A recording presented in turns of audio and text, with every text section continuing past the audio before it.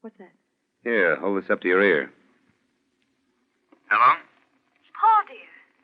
Andrea. I had to call you. I needed some courage. Where are you? At home. I'm going to tell him now. Oh, Paul, what if he refuses? There's nothing for him to refuse. But he's told me he'd contest. He can't. He doesn't know about us. And even if he did, there'd be no proof. Is that enough? Or would you like to hear more? You know, I have quite a collection. It was just a matter of tapping the dictaphone into the private telephone in your room. Every time you got one of your headaches and went upstairs, I threw a little switch down here. Now I have a record of all your headaches. So, that's your proof. It is.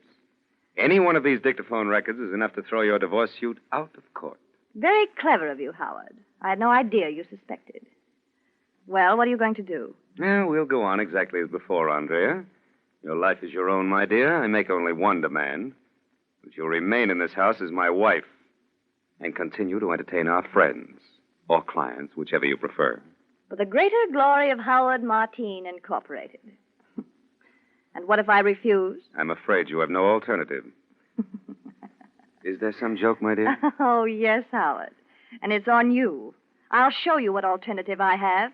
When I get through with you, you'll beg for a divorce. That's a rather embarrassing prospect. I'll go to them, Howard. I'll go to every one of my rich friends, as you call them, tell the entire story. The truth, Howard. How you married me for their money. How you recorded my phone conversations.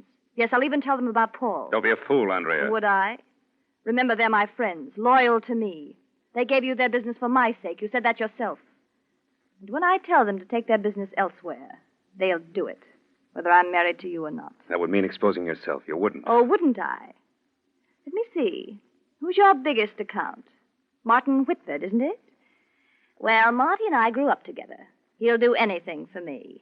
What do you think will happen to your precious corporation when the others discover Whitford's pulled out? I could even phone him now. Wait, get away from that phone. Well? Let me think it over. I'll take those dictaphone records first, if you don't mind. They're in that box. Thank you. Well? Oh, you can have your divorce. Only give me a week to work things out. Look, you can afford to be generous now, Andrea. You're going to marry your Paul. You've won. Well, all right. But you've got to stay here as if nothing happened.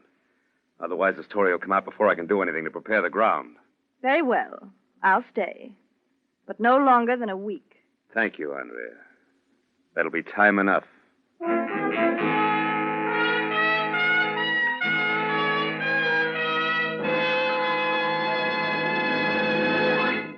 With the prologue of Bulletproof, the Signal Oil Company brings you another strange story by The Whistler. It takes extra quality to go farther. Yes, it takes extra quality to go farther. And Signal gasoline has the quality that has made it famous throughout the West, from Canada to Mexico, as the Go Farther gasoline. But even more important to you than Signal's good mileage are the performance features in Signal gasoline which make that mileage possible.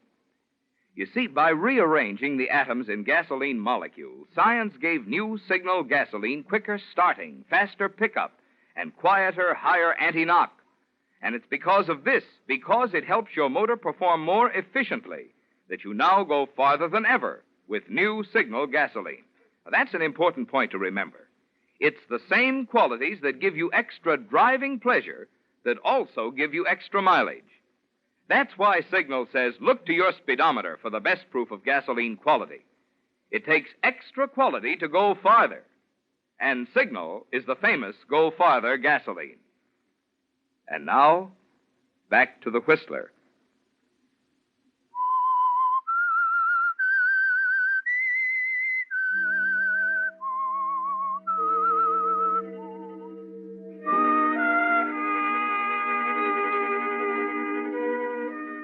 It was like a game of chess, wasn't it, Howard?